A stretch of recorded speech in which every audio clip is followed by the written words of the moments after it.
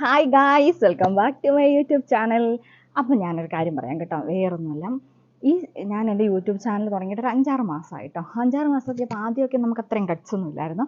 ഇപ്പോൾ ഇച്ചിരി ഗട്ട്സൊക്കെ കൂടുതലാണ് കേട്ടോ. എന്ത് തുറന്ന് പറയാനുള്ളൊരു ധൈര്യം കേട്ടോ.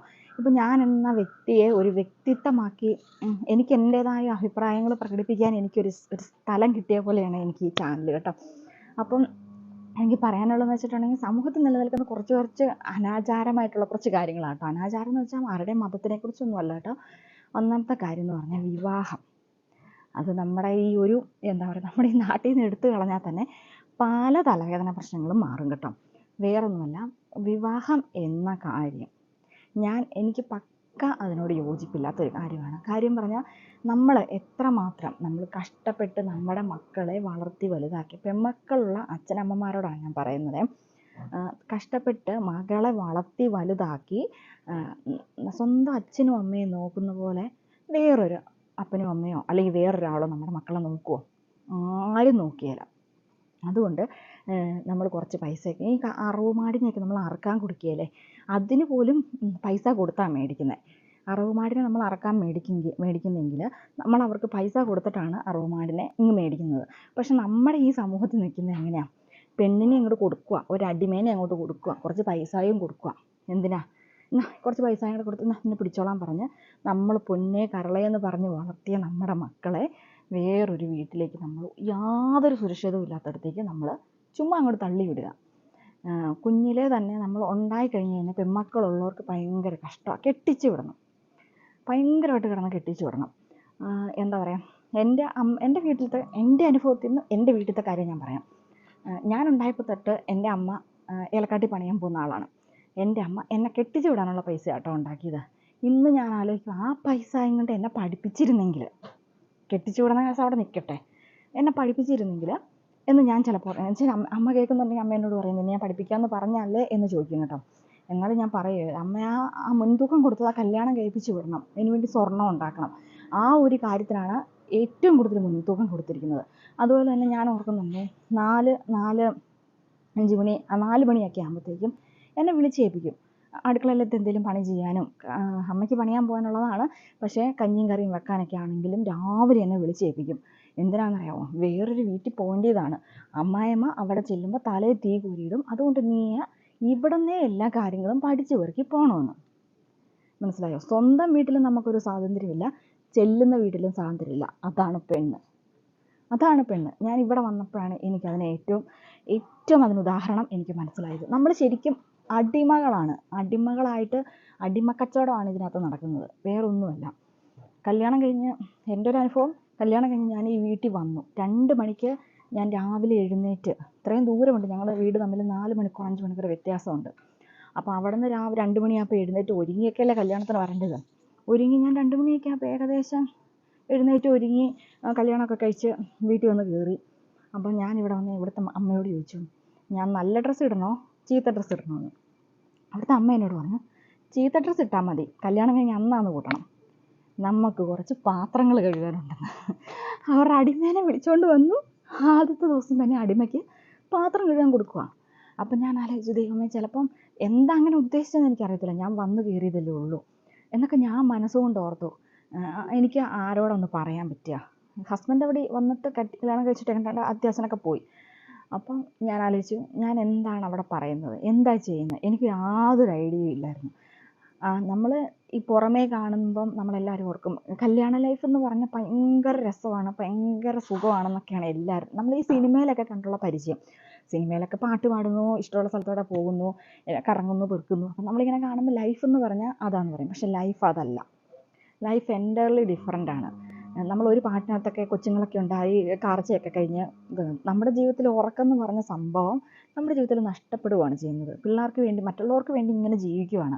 ആദ്യമേ വന്ന സമയത്ത് വീട്ടിലുള്ള പണിയെല്ലാം ചെയ്ത് കെട്ടിയവനും വീട്ടിൽ അവിടുത്തെ അമ്മയ്ക്കും അപ്പനും എല്ലാവർക്കും വേണ്ടി ജീവിക്കുന്നു. മക്കളുണ്ടായിക്കഴിഞ്ഞ് ഇവരെല്ലാവർക്കും വേണ്ടി കിടന്ന് ഇങ്ങനെ അടിമപ്പണി ചെയ്യുന്നു. അതാണ് വിവാഹ ജീവിതം. ഞാൻ എപ്പോഴും ആലോചിക്കുന്നൊരു കാര്യമാണ്, കുറേ പൈസ ഉണ്ടാക്കി ഇന്ന് എൻ്റെ മകളെ നോക്കാൻ പറഞ്ഞ് കൊടുക്കുന്ന സമയത്തിന് ഈ കാരണന്മാർക്ക് ഈ പൈസ അവളുടെ അക്കൗണ്ടിൽ ഇട്ട് കൊടുക്കാം.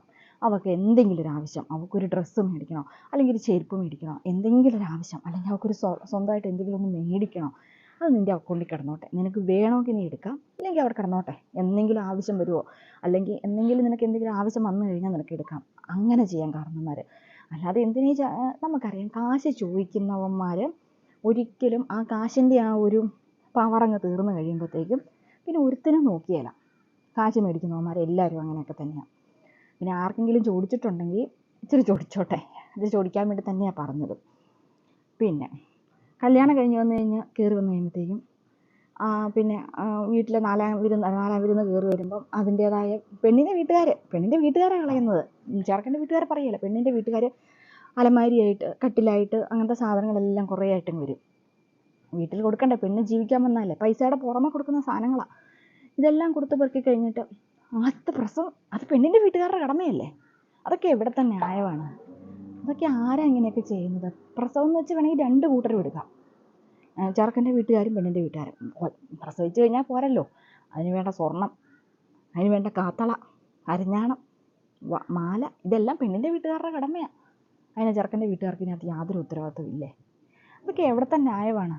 ഇതൊക്കെ പണ്ട് തൊട്ടേ ഇങ്ങനെ തുടർന്നുകൊണ്ടിരിക്കുന്ന ഒരു ചെറിയൊരു ചടങ്ങ് മാത്രമാണ്. അത് ആർക്ക് വേണ്ടി അങ്ങനെ ചെയ്യുന്നതാണ്? ഇന്നത്തെ സമൂഹത്തിന് അതിനകത്ത് എന്തെങ്കിലും ഉപകാരം ഉണ്ടോ?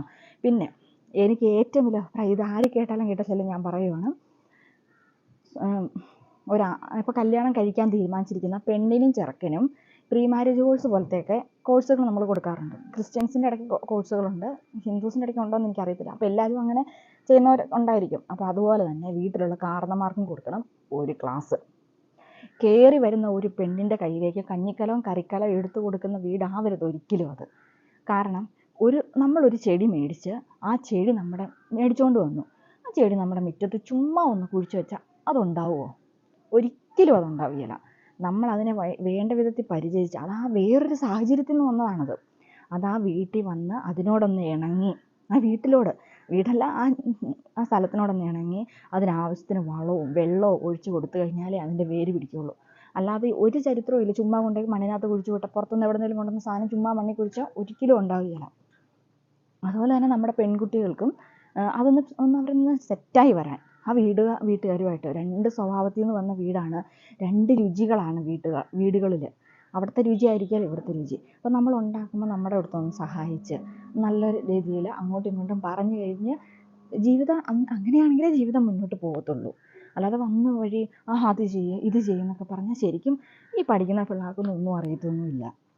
വന്നു കഴിഞ്ഞപ്പോഴത്തേക്കും ജീവിതം എന്തെന്ന് പോലും അറിയത്തില്ലാത്ത ആൾക്കാരെ കല്യാണം കഴിച്ച് വരുന്നത്. അതായി പല വീടുകളിലും പ്രശ്നം. പിന്നെ പ്രശ്നങ്ങൾ ഇങ്ങനെ ആയി കഴിയുമ്പോഴത്തേക്കും പിള്ളേരൊക്കെ ഉണ്ടായി കഴിയുമ്പോഴത്തേക്കും പിന്നെ പിള്ളേരെ ഓർക്കും, ഇനിയിപ്പോൾ ഇട്ടിട്ട് പോകാൻ പറ്റത്തില്ല, കാരണം പിള്ളേരുണ്ടല്ലോ, പിള്ളേരുള്ളതുകൊണ്ട് നമുക്ക് ഇട്ടിട്ട് പോകത്തില്ല, എങ്ങും പോകത്തില്ല ഇട്ടിട്ട്. അതുപോലെ തന്നെ നാട്ടുകാരെന്നെ വിചാരിക്കും തിരിച്ച് കയറി ചെന്നാൽ.